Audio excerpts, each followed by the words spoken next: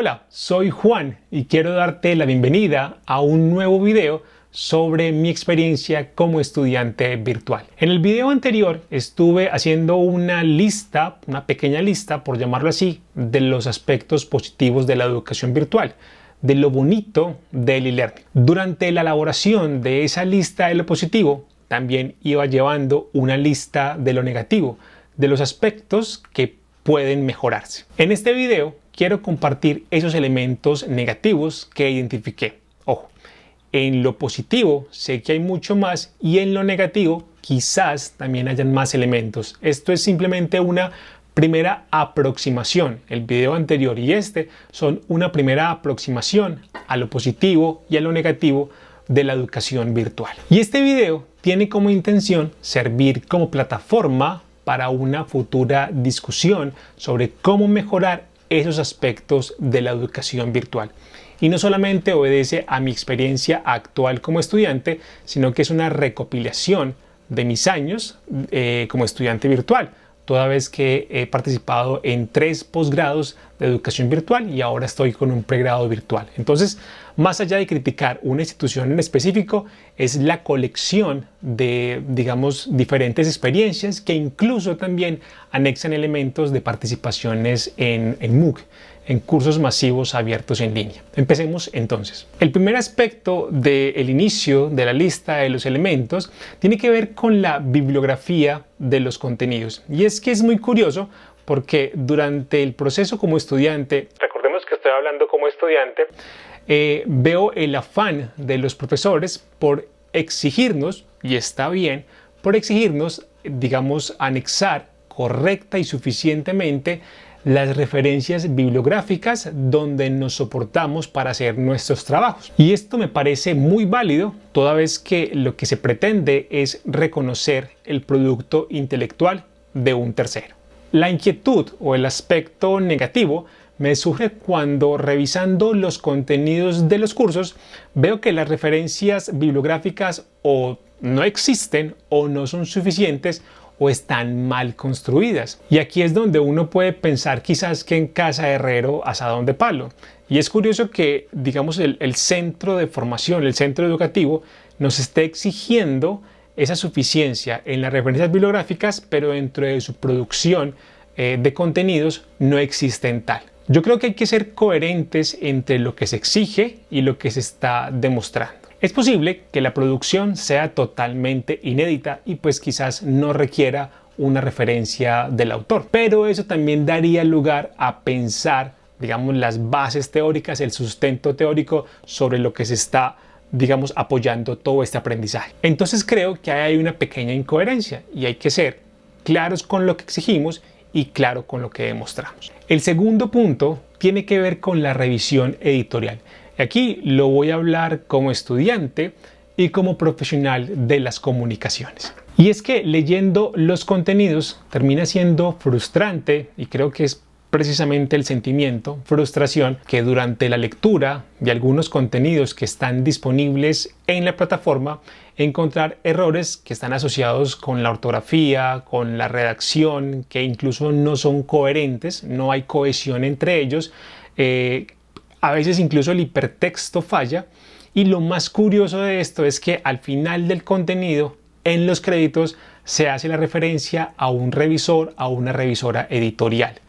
Es decir, existe el proceso, se está considerando el proceso de revisión editorial dentro de la cadena de producción de contenidos, pero el resultado no está siendo de alta calidad. Y esto también ocurre en contenidos de terceros. Entiendo que en el contenido de terceros la institución no tiene la capacidad de ir a hacer las correcciones, pero creería que dentro del proceso de curación de contenidos el criterio de la revisión de la calidad editorial debería estar presente. ¿Y por qué hacer tanto hincapié en esto? Y es algo que he abordado durante muchos años, y aquí lo hablo como asesor en temas de educación virtual, y es que el estudiante, cuando revisa en plataforma un término que quizás para él pueda ser nuevo, lo cual es totalmente posible porque está aprendiendo, si ese concepto, si esa estructura, si esa oración está mal escrita y el estudiante no tiene la capacidad intelectual de decir eso está bien o eso está mal,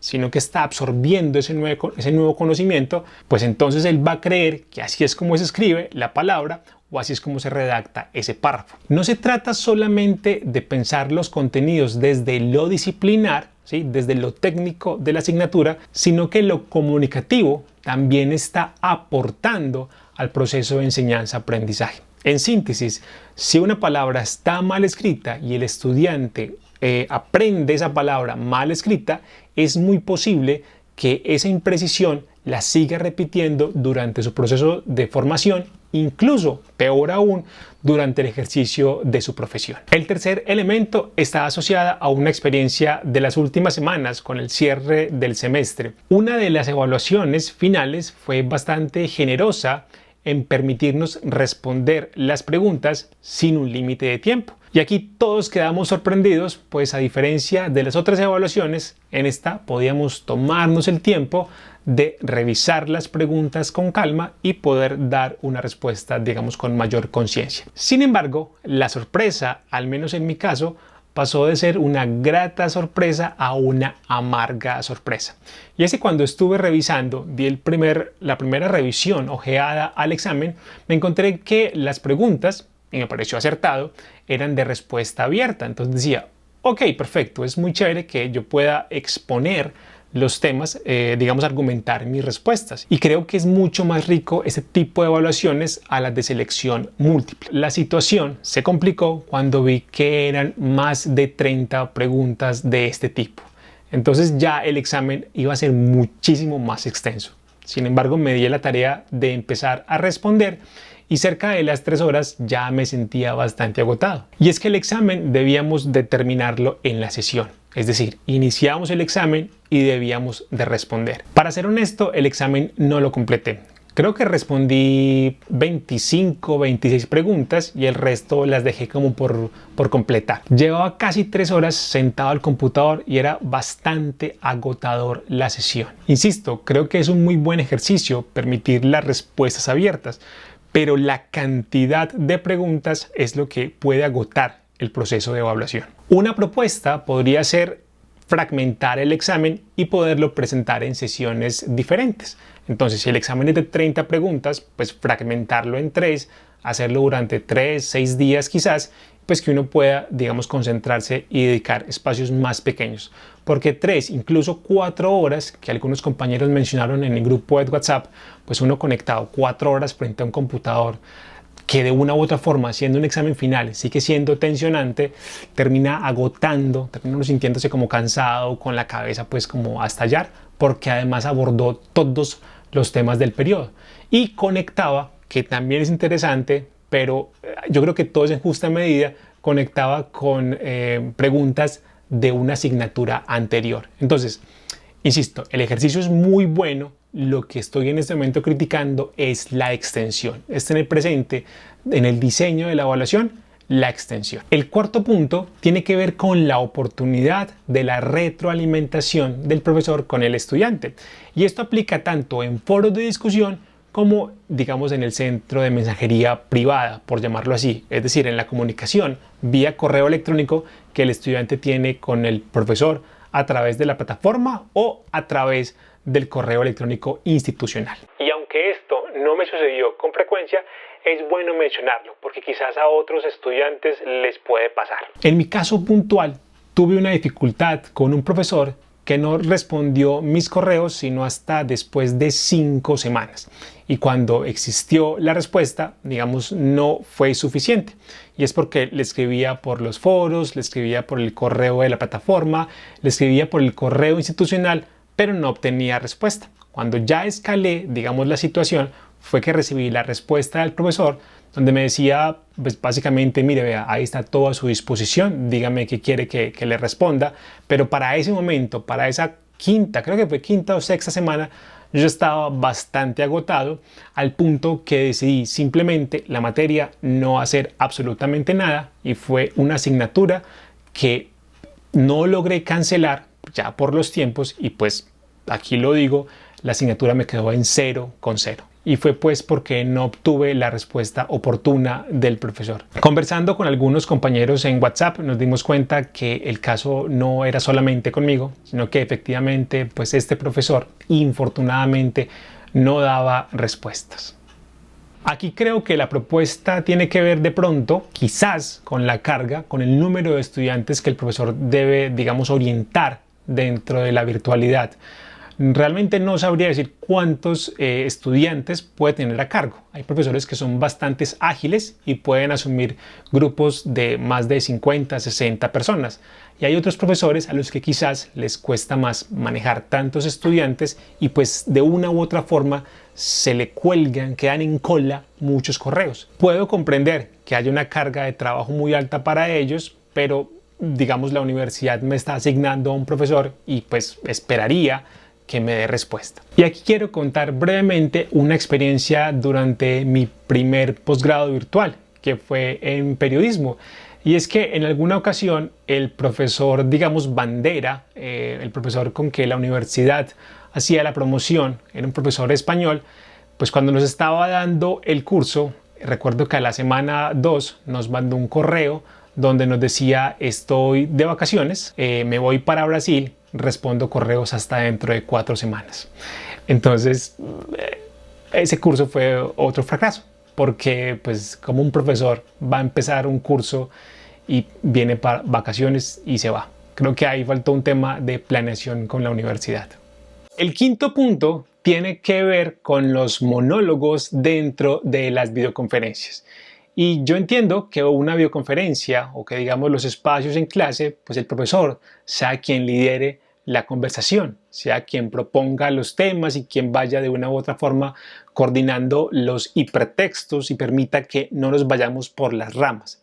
Pero lo otro es caer en monólogos donde el profesor se sienta en la palabra y durante la hora y media que dura la videoconferencia nadie más puede hablar. Y es muy curioso porque incluso revisaba el chat y habían varias participaciones de los compañeros. Yo no me atreví nunca a participar porque entendí que eso era un monólogo y todos pues algunos como que preguntaban y aportaban, pero el profesor simplemente se concentraba en la cámara, olvidaba que habían, digamos, opciones de interactividad, de colaboración y pues se la pasaba todo el rato conversando. No creo que esto sea malo, es decir, incluso lo que estoy haciendo en este momento es conversar y es hacer un video donde converso y pues si hay preguntas o comentarios en la caja de comentarios lo pueden hacer después de que yo edite el video. Pero en clase creo que esto no es oportuno y es, si vamos a hacer una videoconferencia sería interesante que haya esa posibilidad de retroalimentación, que haya esa posibilidad de diálogo. En caso contrario, creería que sobra la videoconferencia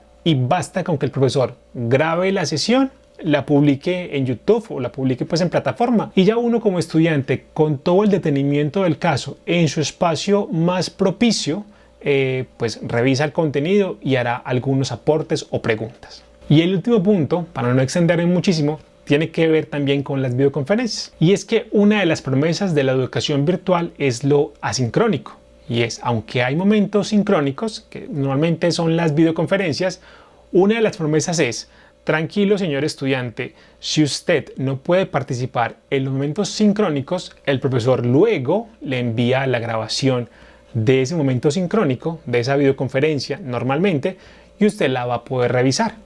Pero vuelve a suceder lo mismo con los correos, el tema de la oportunidad. Entonces podían pasar 3, 4, 5, 6 días donde la videoconferencia no llegaba. Entonces los estudiantes nos empezábamos como a desesperar y venga, y entonces el material, yo no pude asistir, ¿dónde encuentro el material? Creo que lo importante en la comunicación es la oportunidad. Hay otros elementos, la suficiencia, la veracidad, la cohesión, la coherencia, la pertinencia, pero en este video nos hemos dado cuenta de lo importante que es la oportunidad de la comunicación y es que los mensajes lleguen en el momento preciso, porque un mensaje que tarde definitivamente va a afectar el proceso de aprendizaje del estudiante y seguro va a tributar a esa frustración que llegué a sentir durante este periodo. Como lo mencioné al inicio del video, sé que existen elementos positivos de la educación virtual e infortunadamente hay aspectos negativos,